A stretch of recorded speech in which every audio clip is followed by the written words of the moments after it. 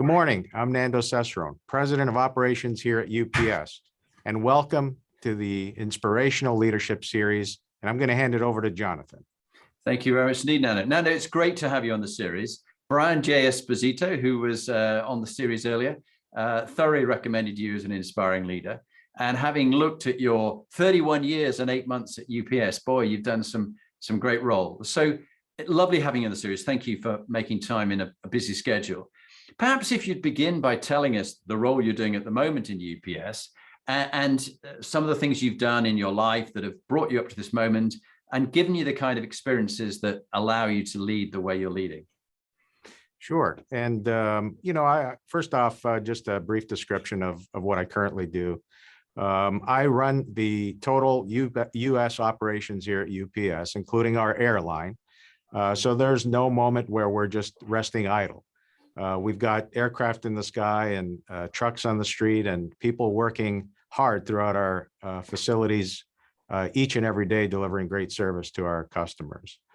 And that's not all. So we do quite a bit for the communities in terms of giving back and making sure that our teams are really integrated into the communities we serve.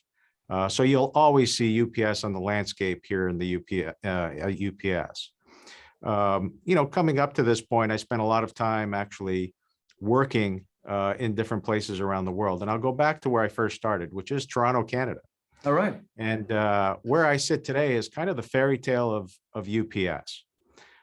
We are really engaged in making sure that we always look for opportunities within for our people. So promotion from within is one of our key attributes as a company. And we have thousands of UPSers that started loading trucks, unloading trucks, delivering packages, serving our customers day in and day out. And we're given opportunities throughout this company because it really is a vast company. You can have many careers throughout this company and in many different places. So as long as you're agile enough and interested to do all those things, there's tons of opportunity. Yeah. So started in Toronto, Canada. We were a very small company. We had just expanded from the U.S., one of the first international expansions into Canada. And we have built up a great organization there and spent a lot of time building up that team. Yeah. And in your life, before you started in Canada, what about parents and upbringing, grandparents, teachers? Who did you find was quite influential in shaping you as a leader? Sure. So look, it would sound like the typical answer, but my dad was the one that shaped me. I would see him sometimes. So in the morning, he would be gone for work, and at night, I'd be asleep before he got home. And so the work ethic around the house, as an example, my dad was a pretty hard worker, determined individual who was from Italy originally, came over to Canada and started a life for his family. So I think that's one. Two, growing up, I actually had a pretty, material experience at 15. So I developed thyroid cancer. Wow. And that'll wake anybody up. Although at 15, you don't think that that's actually going to impact you at all. Because you can pretty much take on anything, but it does put into perspective that life is pretty fragile, and that human beings, especially at this company, 540,000 of them, have their challenges outside of work too, that we need to be mindful of. And so that just shaped a few of the things that are how I look at kind of managing people and managing my own life and making sure that work and life kind of work together and make it as comfortable as possible. Yeah, and I love the fact that UPS loyalty is a very important thing, and longevity. I mean, 34 years, a whole variety of roles. Maybe you could just touch on some of them. To list them all would take the whole podcast because you've done so much. Sure. But I remember when I did a piece of coaching work with a part of UPS, they said, look, if you believe in us and want to work with us, we'd like you to really genuinely believe in us. So who provides, who does your deliveries for you? And I go, this company. And they say, well, look, would you think about using us? And I go, yeah. And so I transferred and changed my business over, and UPS were doing my deliveries. And it worked. It worked really well. But there was that I don't know, authenticity and consistency of, if we're going to work together, let's work together in every sense. And so I just want to acknowledge that. I think it's rather special. It stood out for me. But what about some of the roles that you've done? Because you've done a lot before you became the president for the USA. Sure. So just on the subject you were referring to, my personal values align with the company values. And I think that makes a world of difference because, you're investing in the company is investing in you. And therefore, it makes it a lot easier to say, take on different assignments, even around the world. So again, started in Toronto, Canada. We built up a really great company. It continues to grow to this day. And then was given the opportunity to move to Europe. So I spent 3 years running for the first time a real top to bottom profit and loss for a couple of countries, Switzerland, Austria, and Hungary. And then was given another opportunity to actually join our M&A team, looking at some potential targets. And from there, I was given more responsibility again in Europe. So this time based in Belgium.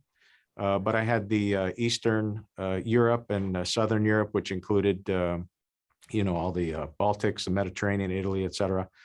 And then from there, a great opportunity to go over to Asia and run South Asia. And from there, the entire Asia Pacific region. Spent a great 3 years living in Singapore. I highly advise it. It's a really nice place to raise children. And then finally landed back in Europe running the Europe region for UPS. Oh, that's a great experience. And you talked about families. How important to you is family? And perhaps would you just share a bit about your family and how they've grown up and moved with you to Singapore and back to the States? Sure. So I have 2 boys, both grown now, so 22, 24. And my wife actually, if I was asked to do some of the things that I had asked her, I'm not sure I could. So there is sacrifice when you're moving your family around the world for sure. But we moved, I guess, a total of 8 times, and it starts to become exciting also. So, at first it was very difficult, but as we moved forward, she got very comfortable. In fact, she would ask me, when's the next move, right? Where are we going next? One great big adventure. And for the children, it's been just great. They've met people from all over the world. They're so adaptive and so agile, and understand that, there's not just one way to live your life. There's a Canadian way, there's a US way, but there's many other ways to actually live your life and enjoy it. Yeah, and we'll touch on that with a cultural intelligence question, this ability to get on with a whole range of different people. And it's so lovely that through your work, you gave both your wife, yourself, and the 2 boys that chance.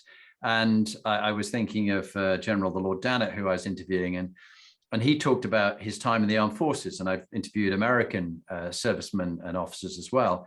And it's almost a sense of duty and service to the organization. In one case, it's UPS and your customers. In the other case, it's to your country.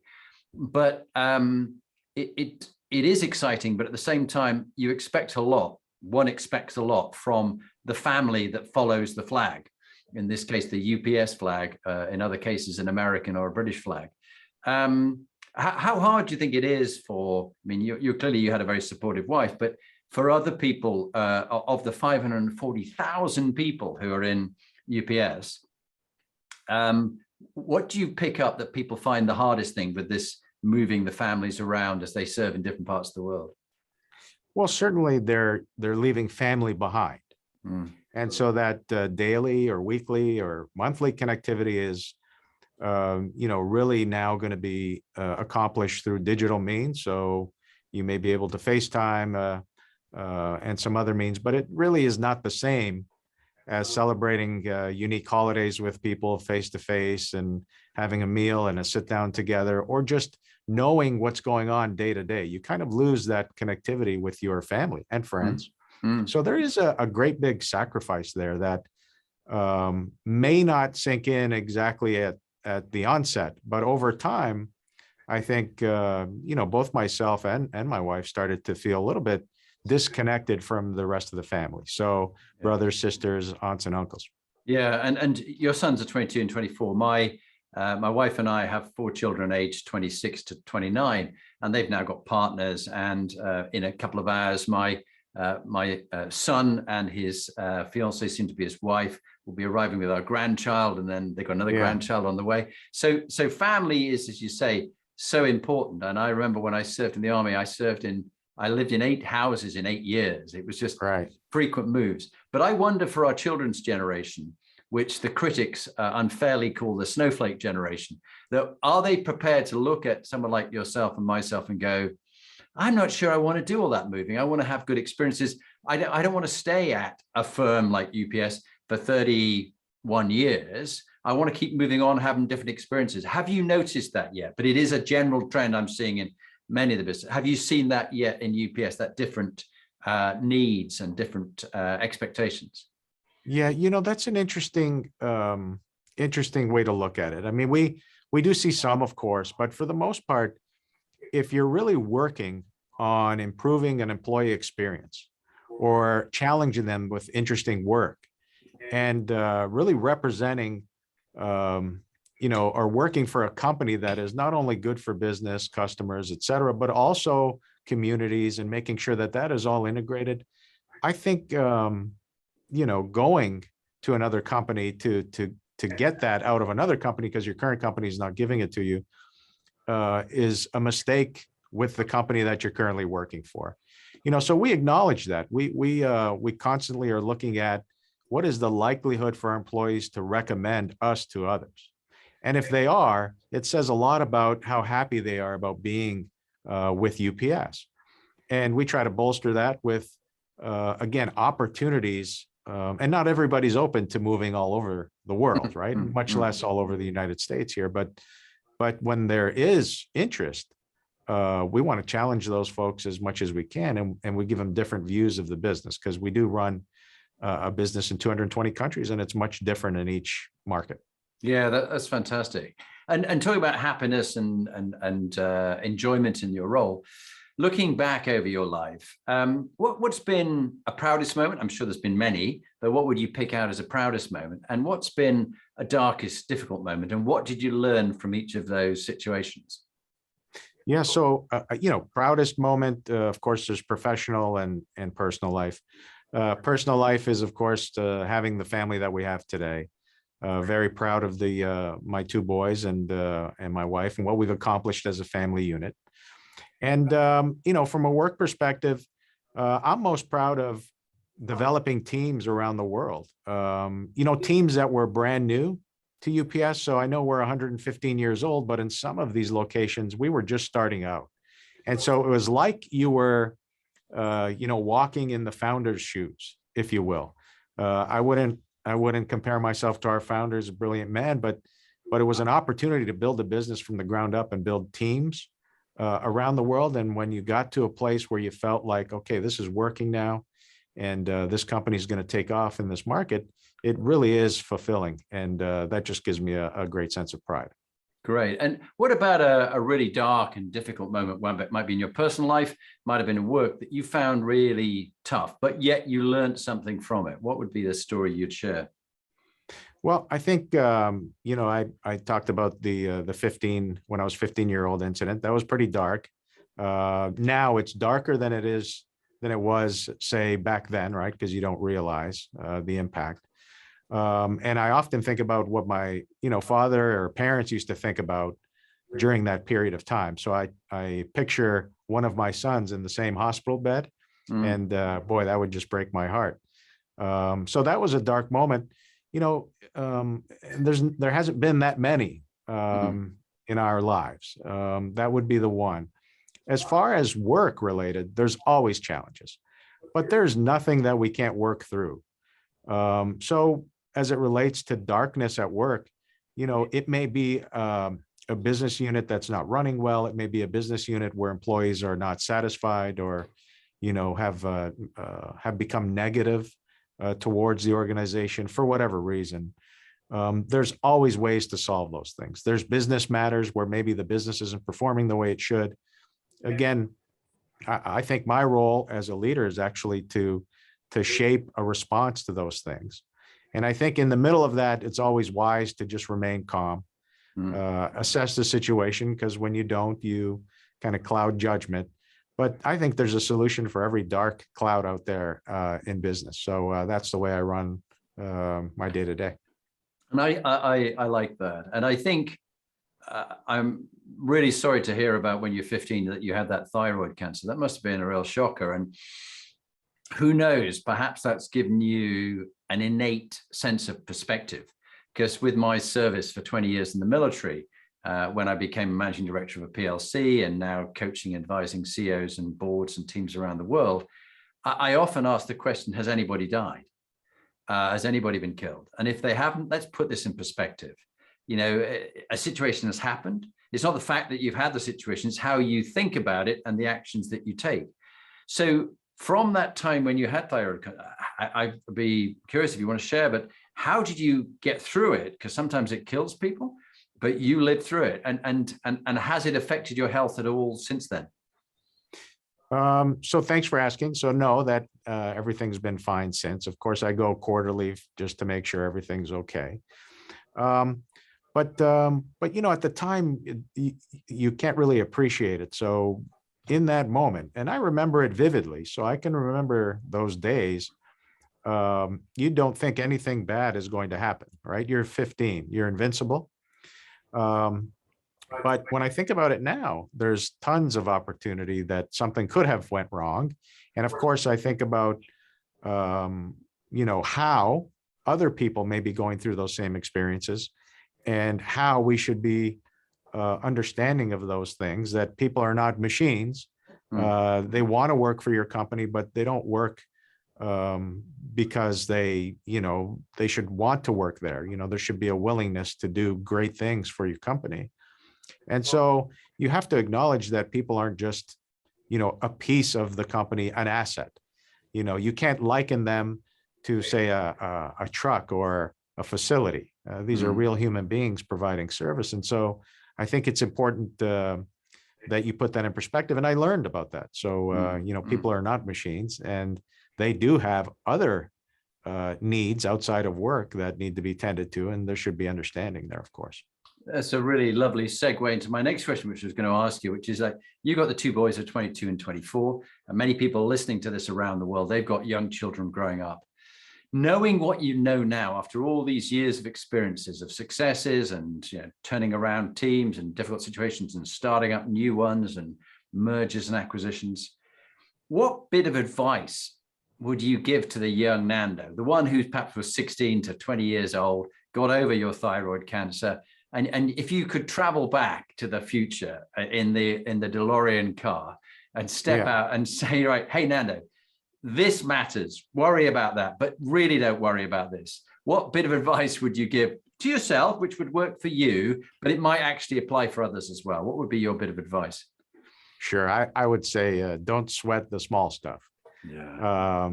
And, you know, look, I think at the time, it would also be listened to wise people, right? People that have experienced a lot more than you have when you're 17, 18, or 20 years old. And fortunately, you know, I started with this company, believe it or not, while I was attending school across the street from our facility that was opened up in Toronto. And, you know, I give credit to UPS too. I was just a kid at 18 working for a company. And, you know, I learned quite a bit of how to be a responsible adult with UPS. The fact that, you know, we cherish integrity, hard work ethic, partnership, relationships. And I also credit that for kind of helping and raising my own children. You know, a lot of those attributes are in line with your personal attributes. You don't know it maybe when you're a teenager just yet. But when it does get to that point, I think there's a lot of shaping also by you know, the folks that I work with at UPS. Yeah, and if there was someone in UPS as you were growing up, a manager or a leader that you worked for, who might be listening now in retirement, or they might still be in the organization. Who would you pick out as a person you go, I learned a lot from them? You probably learned a lot from loads of people, but if there was one in your early years, you went, that was quite a role model to me. They had lovely values and they lived the UPS values. Who would you call out? Sure. So there's and I still reference him today with my groups. His name is Glenn Rice. He was an American that came up to Canada at a time where we were going through some dark times, let's say, because, we were expanding and growth is good, but it's also needs to be managed appropriately. But I just found that his calmness, leadership style, trusting and transparent, how that just kind of generated this atmosphere where everybody could get around the table and solve any problems we had in front of us. So I hope he's listening. And if he's not, I'll send this to him so he can. But he was definitely influential in terms of how to shape leadership, what a great leader should look like in the face of adversity too. So it's always a little simpler when things are going great. But when things are not going as planned, that's when a great leader really shows through. Yeah, I so agree with that. And you've talked a number of times about the values. And the next bit I want to do is go around the Inspiring Leadership Compass, which our research over the last 30 years has helped us look at what makes high-performing teams around the world. And it's these different quotients. And we begin with the moral compass one, the true north one of the 8, which is moral quotient. So you've talked a lot about your personal values aligned with UPS's company values, which is why it's been so easy for you to stay for 31 years. If you were to pick out 3 values that really fundamental to you in your life, but they also happen to tie in with UPS, but which 3 would you pick? So first off, integrity in everything you do. So the way you manage and the way you lead your personal life, you should lead it with utmost integrity and be straightforward with every dealing with every person, and make sure that you're always being fully transparent with folks. And then I would also look at, when I think about leadership, I think about putting myself in the shoes of the people I'm asking to do the work of. And so I think it's important that you're realistic, that there is no expectation of perfection in this business, especially this business that runs 24 hours and has many human hands in the middle of delivering service. And then, of course, I think there's a need to be innovative and be open to new ideas. I don't think you can continue building a team if you're not willing to listen to ideas that are different from your own views, but also the views of the rest of the team. So it's important that people develop trust, if you will, to be able to bring those thoughts to the table, and then as a team work the best solution. It might be totally different from what you do today, but it's so important. And that trust factor is kind of the glue that holds everything together. Very interesting. General Lord Dannett was saying 2 things that were really his top tips. One was character and the other one was integrity, which you've talked about. And he was rather harsh on our Prime Minister, Boris, where he said, Boris has character. And, his scruffy look and, everybody sort of warmed to him because he's just, easygoing and sort of bonhomie. But the integrity bit, do people, so character will make people follow you, but trust will, how far will they follow you and how much will they be committed to, can they utterly trust everything you say? And when trust is gone, a leader should go. He didn't say that, but that's my own experience. So thank you for sharing those ones on integrity, putting yourself in other people's shoes and realistic expectations, and innovative and open to ideas, which leads to trust. The next one round the 8 is PQ, which is purpose quotient. What gives your life meaning and purpose? Why you do what you do, why you are still doing what you do now. What gives your life meaning and purpose, Nando? So I actually love what I do. So, we perform a miracle every evening. I don't think everybody thinks about it in that vein, but with precision, we're delivering 25 million packages around the world, pretty much each night. And we're sorting, 45 or 50 million with precision. And that sounds great from a business point of view, and it looks great on a spreadsheet, and it all makes sense in the end financially. But what we are delivering is healthcare. We're keeping economies moving. We're helping countries in the world to grow their economies and businesses, especially small businesses that are in this internet age trying to become larger businesses, not the traditional big business model. But we're assisting all of those potential dreams, right, come true for a lot of people out there. Yeah. And then from a personal level, just last year we volunteered UPSers around the world 1 million hours, which is no small feat of volunteer work and giving back to the communities in which we serve. And then I could talk about healthcare all day long, right? So we just went through, or we're still going through, of course, vaccine distribution that'll continue. We've delivered over 1 billion doses at 99% effective. We're actually on a mission there, to save lives. We feel like that's a solution that's out there that we've been tasked to perform around the world. And so things like that really drive a strong purpose and a strong will to do great things for the company and our customers, of course.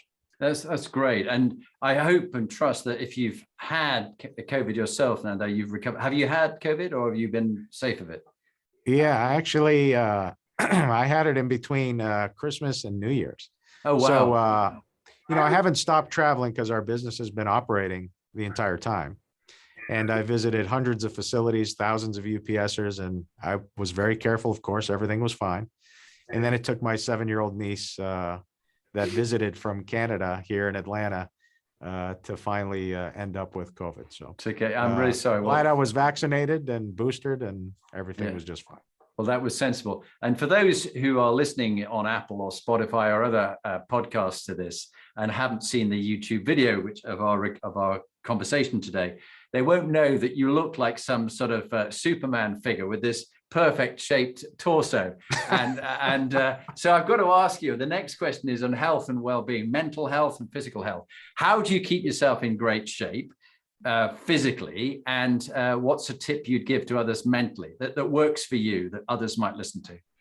Yeah. So look, physically, I am not the example of good health. So I try, of course, I have a treadmill at home, and when I travel, I try to watch what I eat because too much restaurant food can get you into trouble. And I also try to exercise. So, I typically will do a little bit of treadmill. Mentally, I think it's important that you give yourself a break once in a while. There are times when we are so busy that you don't shut down at all, and it's just work, work, work. And that has an impact to individuals in two ways. One, it's not good for you and for your health. Two, it's not good for the company because you're not thinking about future strategies or what you can do better in the future, as opposed to just surviving that particular day. So you really got to give your mind just a little bit of a break each and every day. Yeah, and it's interesting. I want to recommend to you and the listeners a lovely audiobook I've been listening to by the American doctor, Dr. Cara Fitzgerald, and it's called Younger You. And she's just saying exactly what you're saying, Nando, that there are now certain foods they know which will slow down and help the difference between your biological age and your genetic age, your actual, your physical year age, I forgot what they call that. And so I'm actually adopting quite a lot of that, finding it's very, very helpful. Hence, you'll see me drinking a glass of beet juice here, which is very good. It's not blood, it's beet juice. And then the points you say about sleep, I'm wearing this Aura ring as a pitch for them. They're very good, which records all my sleep and my recovery for the next day. And I do quite a lot of mindfulness, as well as this morning, working hard, doing some HIIT training, and then tomorrow I'll do yoga. So I think it is important, that whole thing, particularly when you're as busy as you are, and I'm very busy too. I find mixing this in at the age of 60, I'm now probably in better shape than I was as an army officer at 22, because I didn't know the importance of the kind of things we're learning about now from science. What's your thoughts on that? Well, I think that's wonderful. I think actually I could fit a little bit of that into my own life. So if you want to send me those books and those links, I'd appreciate it. It's hard you have to actually force yourself to take care of yourself. Yes. It's not always easy because you're consumed with the day to day, but it's kind of a reverse effect, right? If you don't take care of yourself, it doesn't get any better, and things actually just get worse, and wear and tear on your own mind and your body. So Yeah. it's important that you step back and do all the things to take care of yourself also. You're so right. And a couple of other books that I was reading, Food, WTF Should I Eat, which you can understand what the hell should I eat, which is another excellent book. I'll send these to you in a note to you Please, later on. I'd appreciate it. Yeah. But what the point that the other doctor there was Mark Hyman, Dr. Mark Hyman, who's excellent on food and nutrition. He said, look, 70% of Americans are obese now, and probably the same in the UK. And by 2050, if that carries on, almost everybody's going to be obese. So it's not like, leave it up to you. You know, you should do it yourself. We actually, systemically, we need to do something about this, because the food that we're having, the processed foods, and the amount of sugar and refined sugar and flour that we're having, that is driving up this endemic, this that we've got, pandemic indeed, of bad health. And of course, the actual lifespan of people is now starting to drop in America and the UK because of this. And it's exacerbated by the pandemic, because more people who aren't looking after themselves and their bodies in the way, because they're eating all this processed food and sugar, they're the ones who are succumbing to dying from the pandemic. So something seriously needs to be done. It's a whole topic itself. Let's pause from that and go on to the next one around the compass, which is EQ, emotional and social intelligence. With 540,000 employees around the world, you've really made it very clear, and it's been my experience with UPS, it's all about your people and the way your people interact with customers. And when I see a UPS wagon come up here, the way the guy chats to me and we've got to know each other, he's not just dumping a parcel on my front door, he's actually bringing something to me, which I might need for my business. It might be some nutrition for me, some supplements. And that connection is really important. So emotional intelligence for you and for your colleagues is very important. What would be your tip about something that you found over the years has helped develop a rapport and a connection with other people? Yeah. So, you know, I was a package car driver for UPS for 4 years, actually. I'm still in contact with the drivers to the left of me and to the right of me. You know, we still talk to each other, message each other. And I think what's important to realize is that you're no more important than anybody else. 540,000 people are all trying to do the same thing for this company and for themselves. So they're trying to build a sustainable foundation for their families, be secure in their daily lives, and be able to do some great things as a result for working with a company that compensates our people very fairly compared to the rest in the industry. And then I also think about, again, I'll go back to putting yourself in the shoes of that individual. You know, it's always wrong to ask somebody to do something if you can't do it yourself. And so having the ability to walk the talk, if you will, is very important, at least for me, in motivating those employees. Yeah, no, I love that one. And the next one is CQ, Cultural Intelligence Quotient. You've talked about your travel around the world to some fascinating places, Belgium and Switzerland, and then Singapore. And with 540,000 employees, you've got such a cross-section of people. So this whole area of cultural intelligence and understanding people who are different from you, the whole area of diversity, equality, and inclusion, which is getting such, rightly so, such a high priority these days, alongside health and well-being. What would you say is so important for you, a tip about having good cultural intelligence and recognizing people who are diverse and different from you? Sure. So first off, traveling to those different countries and also, you know, living in a few of them presents a challenge. But I think the best way to handle that challenge is to listen and appreciate everything culturally that, you know, the folks in those particular countries and cities, how they live their lives. And I think it's always, you got to be very careful that you don't go in as in this case, the Canadian or the American, and impose your own views about how things are done at work. The best piece of advice I could give is just listen and understand what's important. and then support. Mm. As far as a company goes, I think this is a very powerful lever in relation to making sure there's diversity across the organization, diversity of thought, understanding that different viewpoints come from different places. And when you gel all that together, you are building a really, really great organization. And we don't just talk about it, we actually do it, right? So our board, if you take a look, is one of the most diverse boards. Our executive leadership team here, which I'm a part of, very diverse.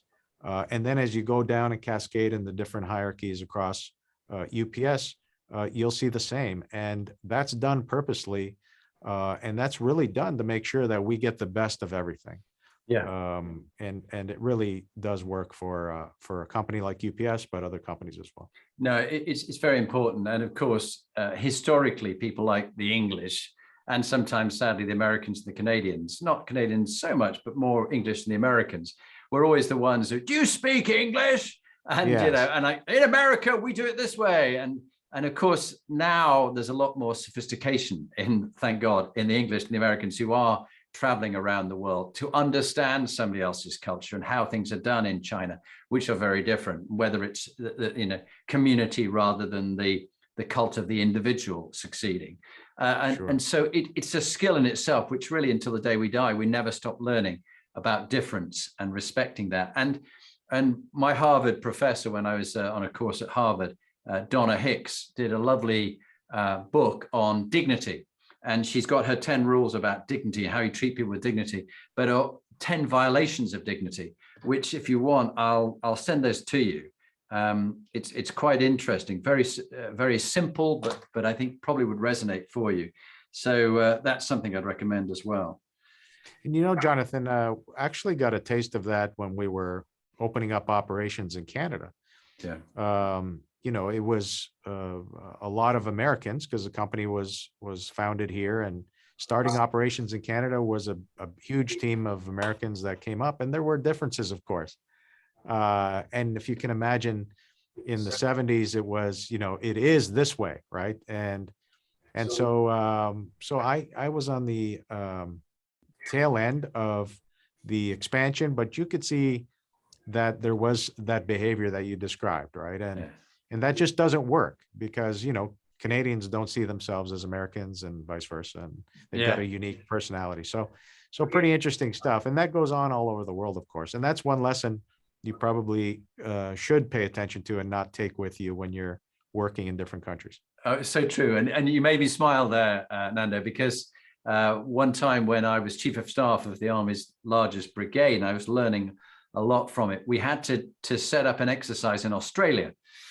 And we were trying to help the Australians prevent the East Timor massacre. I don't remember, there were militias who were killing and murdering and raping people. And so the Americans sent a brigade headquarters, the British sent a brigade headquarters, the Canadians did. I'll come back to that in a minute. New Zealand sent their brigade, so they had a brigade. And we all came together. We did some war gaming, bringing our experience of Bosnia and Northern Ireland and things like that. I had a very good team of high quality leaders who I learned much more from. I was just the chief of staff with the brigade commander. But the Canadian team was the French Canadians, who were very proud of being very different. So in their particular case, they were sometimes used to people saying, "Are you Americans?" And they go, "No, we're Canadians. We're French Canadians." And of course, you could tell often that they were not Americans. But my Canadian friends always keep going, "No, I am from Canada. I'm not from America." But it never kind of happens the other way around, that people go, "Are you from Canada?" "No, I'm from America." But what was interesting was it was so wonderful having that melding pot of all those different nationalities helping each other to help the Australians be ready to go in on this UN operation. And they did a great job, because everybody was willing to help them pass over knowledge and skills and exercise with them. And the Canadians prevented the massacre. And I suppose that's why I went to the palace to meet the Queen and get my MBE. But it was a very, very special time, which talks about tough times, resilience, RQ, resilience creation. You've had some good times and some bad times. You've had some tough teams you've had to set up. Things have never kind of worked out always as you hoped. And I think that's part of the health problem for many people, is this is how things are. This is how they want them to be. and they can't come to terms with the fact that this is not this, and actually accepting how things are, trying to change it by all means, is often the problem for people's mental health. But how have you picked yourself up in times of adversity, and what gives you resilience to get through those tough times you faced and you will face? So look, I think with any challenge, you try to articulate the end state as best you can, and then build a path towards it that is realistic and that allows you to manage the business, not with chaos, but with a clear view that you can then articulate with the rest of the team members, right down to that frontline employee. And the better you do at that, I think the better off you'll be, because there's then a clear mission. And look, not everyone's going to agree with the mission, but that is the direction. And so, I think there's a little bit of an explanation that's required for everybody to understand why you're doing it. Because not everybody's going to follow at will. But in those times, you really just have to remain calm, composed, make sure you can articulate what we're trying to accomplish, and communication, I think, is most important. The other thing is, if you're in a leadership position, everybody's watching you. So how you behave, how you manage, how you articulate, that end state is of utmost importance. Even if you don't think that people are watching, they certainly are. And it's important that you always are being transparent and forthcoming in what you're trying to accomplish with the team and with the business.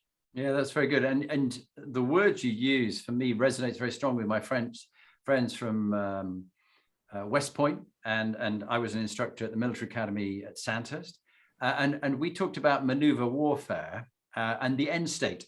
So it's a very much a sort of military term that you talked about, and mission, and being quite clear on the why. Anybody can cope with a how and a what if they know the why.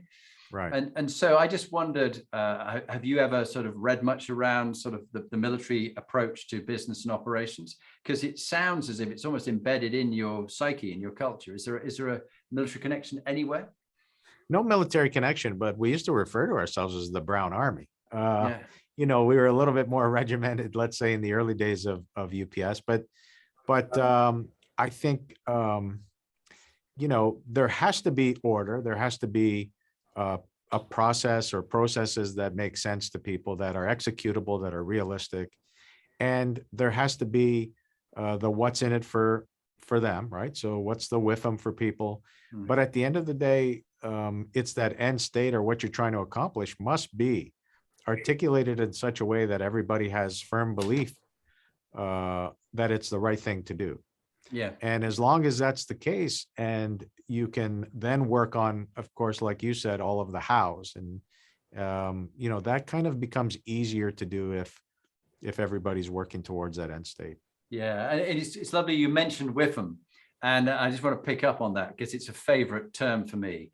The WIFM, what's in it for me, or WIFI, what's in it for you? But there's the other side of it, which whammy, what's against my interests?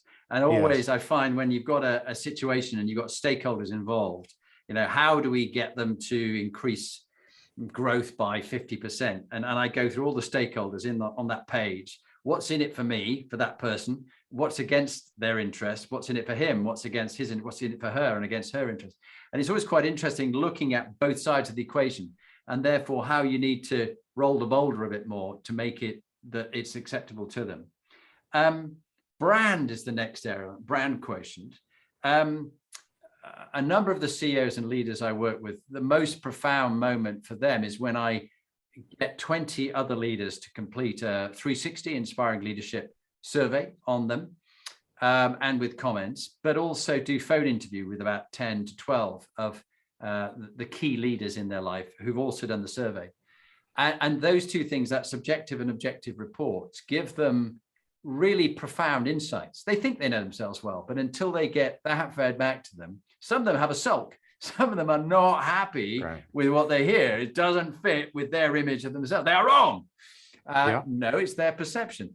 But what have you done to do your own version of 360 with an independent person giving you feedback. And what have you learned from that? Were there a couple of things you'd be prepared to share in the sense of openness and vulnerability, where you go, I could do better at this, and I'm working on that right now from my 360?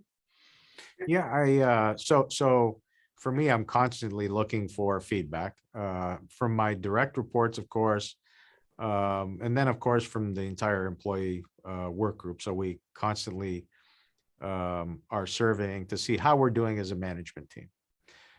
Externally, I do have a coach, and Good. I actually support that, because the coach has a very objective view, right? It's not UPS or, UPS is not kind of, not manipulating is a better term, but say influencing how that person is coaching you.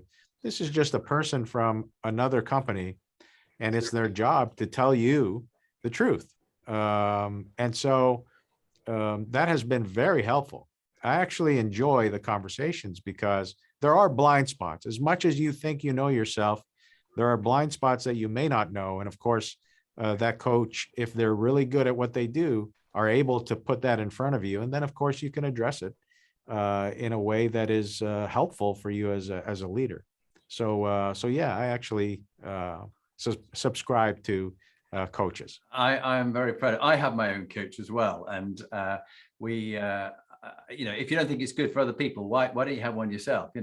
Right. And I'm always learning from my coach, who just challenged me a bit of they support me, they challenge me, and they inspire me to raise my game. So I really am delighted to hear you've got that, and particularly learning about our blind spots. The final of the 8 areas before we go into executive teams and a book, and then the top tip, is legacy. What would you like, sadly, the moment will come. The only certainty we have, Nando, is to know that you and I are both going to die. And sadly, my brother David died a few months ago. I never saw it coming. Sorry to hear that, Jonathan. Well, thank you. He was only 3 years older than me, and just suddenly diagnosed with cancer, and 10 weeks later he was dead. And he died at home, palliative care, but it was only going one way. And it's made me realize just how fleeting our lives are, and that it is going to end in one way. So knowing that you will die at some stage, Nando, what would you like your legacy to be from your professional life? And what would you like people to say about you in your personal life? Yeah, so, in my professional life, I'd really like the legacy left behind is that I left the company in a better place than it was originally, and with better people. So I hope to build people up that are much smarter than myself, that are much better at what I do day in and day out. And so I look at that, and that drives me to make sure that I'm teaching, that I'm coaching, that I'm giving people the environment to learn and become better executives and better leaders. And the more I can do in that space, I think the better. And I hopefully will be remembered at work for doing just that, building those teams to allow this company to continue well into the future. It's 115 years now. Why not another 100 and more? And the only way that happens is with great leadership and good people. Yeah. From a personal level, look, I just want to be a hero to my children. And, I try each day to make sure that I teach them the things that I learned that are helpful. Of course, when they were a little younger, they also could have looked back and thought, maybe I should listen to the wise person, but I hope that's the way they see their dad. And I do everything I can to make sure I set an example for those 2 young men. That's lovely. Thank you for that. We're almost at the end, but this is quite an important area, and you've done so much of this. Teams, and executive teams in particular, now at the level you're at, sometimes they're toxic, and they need to be turned around and made healthy and high performing. Could be one member, it could be the culture, the way things were, it could have been your predecessor who allowed it to go rogue. What would be your bit of wisdom that you found worked to turn a team around when it's not as good as it should be? Might be toxic, but what have you found as an action that's turned things around from your perspective that you you would recommend to others? Yeah. I think it's important that you assess the team initially. When you take over that particular team, and make sure you've got the right talent. So you should assess the fact that we've given those folks everything they need to be successful. So don't rush to judgment. But if you've created a great environment with all the right tools, and I go back to putting yourself in the shoes of that individual, and you feel like, yes, this is a good environment, a fair environment to be able to be successful, then it's about, okay, who are the team members that aren't willing to participate? And so you have to be quick to assess and then make decisions on the team. And the best team on the field wins, right? After all, this is a business, and you are competing with a lot of market dynamics, untraditional competitors, new competitors, old competitors, and the best team on the field wins. So it's imperative that you make those judgments rather quickly, but only after making sure everybody has had the tools, the training, the environment to be successful in. And I think when you take a team over like that, first things first, make sure the environment is right. Create the environment so people can win. And then I think the cream rises to the top, and you can see who's playing and who's not willing to participate. That's a lovely way of putting it. And then in your learning, all leaders are readers. I mean, I'm dyslexic, so I listen to books. I think I've got 200 I've listened to in the last 3 years. So I'm just sponging it up, and then hopefully sharing it with leaders like yourself and other CEOs and presidents. But of the books that you've read in the last year or so, what's one that you found has been really good that you recommend to other listeners to read? You found it really helpful? Yeah, so there's two, and typically read when I travel. So there's Simon Sinek. I don't know if you've read any of his books, but two interesting ones, because I was interested after the first read, was Leaders Eat Last, right? So I think it's important that you set the example for your folks and create an environment that's not always good for the leader, but good for the people on the team. That creates that strong team. And then there's The Infinite Game, which speaks to managing a business in two ways: quarter to quarter, or with a long-term view. And of course, you have to have both in balance, because you have other stakeholders that are interested in, different ways on how a company performs. So, the investors would love every quarter to be great, but it's not always necessarily, the decisions you make in that quarter that allow you maybe to be successful may not be good for the company long-term or the people in it. And so you have to balance that equation out. And that book goes into nice detail and great examples on, companies that have actually made the wrong decisions in the past. Yeah, I've enjoyed both those. I would second your choices there. Great, Nando, thank you. So we're in the final stage. If for this piece, if you just introduce yourself again, and where you work, and just share your 2-minute top tip, your leadership top tip that you have found to be most profound for you. And we'll finish the recording there, and then a chat at the end. But so Nando, over to you. Would you introduce yourself again? Sure. So I'm Nando Cesarone. I'm U.S. president here at UPS Operations. I also run our airline, which operates 24/7 around the world. I started with UPS 32 years ago in Toronto, Canada, a small company that we've grown up into a great big company in Canada, and being able to serve that country. Spent the majority of my career actually overseas. So a lot of time in Europe, about 13 years in total. Had cycled through Europe 3 times, had an opportunity to work in Asia Pacific for 3 years. And then here in the U.S. now, it's been, I guess this is going on the 4th year. So that's what I've done. And I could tell you that, humble beginnings, right? So I started out of school as an 18-year-old loading package cars. And those were for drivers that were delivering their routes that day, anywhere from 4 to 6 of those routes each day. And I was studying at the time, which was a challenge within itself, because those shifts usually start at 3 or 4 a.m. in the morning. But from there, really just fell in love with the company culture, the people, the partnership, and had so many more experiences. I was a driver for the company. I ran hubs, transportation networks, package centers, some industrial engineering in there, and then on and on and on throughout the career. So just many, many different careers in different places with a very interesting company. Yeah. And what would be the top leadership tip that you'd give? This has served me well, and here's a tip to you. What would be your favorite tip? Yeah. So my favorite tip is you cannot manage every idea within the company from one office. It really does require you to have and build a network of people that are much smarter than you. And so I surround myself with great people. And those people are making decisions each and every day that impact the lives of many, and of course, the business results. That's brilliant. Yes, I love that. An army of giants. Surround yourself with an army of giants, people who are metaphorically 2 inches taller than you.